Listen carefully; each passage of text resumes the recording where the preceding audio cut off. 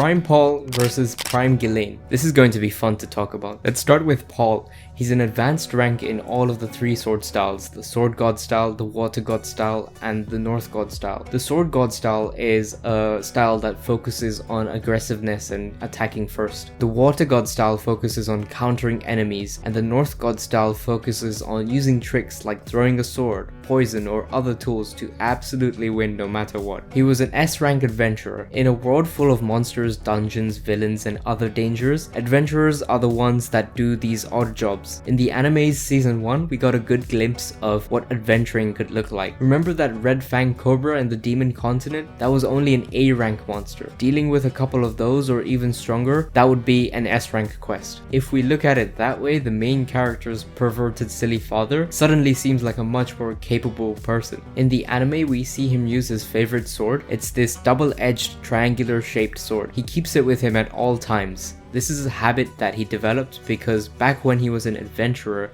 he needed to be able to sleep anywhere, a cave, forest, mountains, etc. These outdoor places are not a relaxing 4-star hotel. No. He is surrounded by very dangerous monsters that would jump on the opportunity to attack a sleeping prey. In the light novel, we get to see him use another short sword that he bought recently in the Begarit continent. The sword was imbued with a special ability called armor break. The harder the object is, the sharper the sword becomes, which translates into I can only be used against strong opponents. After finishing the main story of Mushoku Tensei, I do have to say that we didn't go too deep into this whole items imbued with magic type of power, which is a shame because it sounds so cool. The only times that we see him fight in the anime are when he's having mock battles with Rudius, a small clip of him in his adventuring outfit fighting monsters on the outskirts of Bunea village just before the teleport incident, and finally when he fights Rudius after 2 years of not knowing who this panty-wearing pervert is. Can we talk about how he completely overpowered Rudius in that brief exchange whilst being a drunk mess? Now let's talk about Ghislaine. She's a king class in the Sword God style.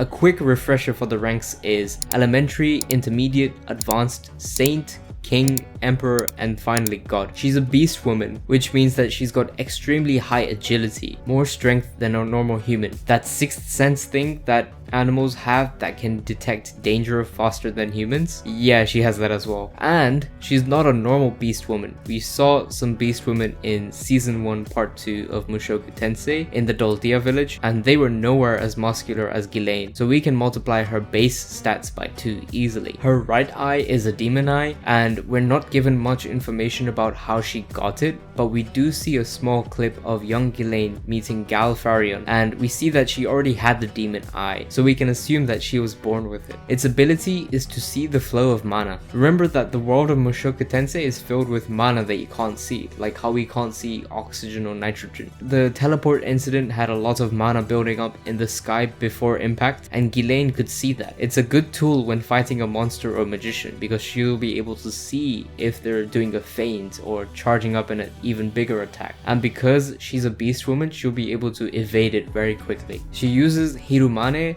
It's this flat, slightly curved katana given to her by her teacher Gal Farion, who is the current sword god in the anime. The only times that we see her fight in season 1 are when she one hit destroyed the kidnappers and when she was fighting Perugius' servant Almanfi. This guy is literally the 4th Hokage on steroids. He doesn't need kunais or leave teleportation symbols. He can teleport anywhere where there is light. They had a brief exchange and he was actively trying to kill Ghislaine, and it's said that they were about equal. In terms of swordsmanship between Paul and Ghislaine, I read in the redundancy chapters of Mushoku Tensei that an emperor class can beat 2 king classed swordsmen in a 1v2 fight. So by using that example, a king classed swordsman can fight 2 saint level swordsmen. So Ghislaine can fight 4 advanced level swordsmen, which is the rank Paul is on, and still win. But Paul isn't an advanced level swordsman in the Sword God style only. He's got knowledge in both the North and the Water God style. That levels him up a bit more from advanced rank.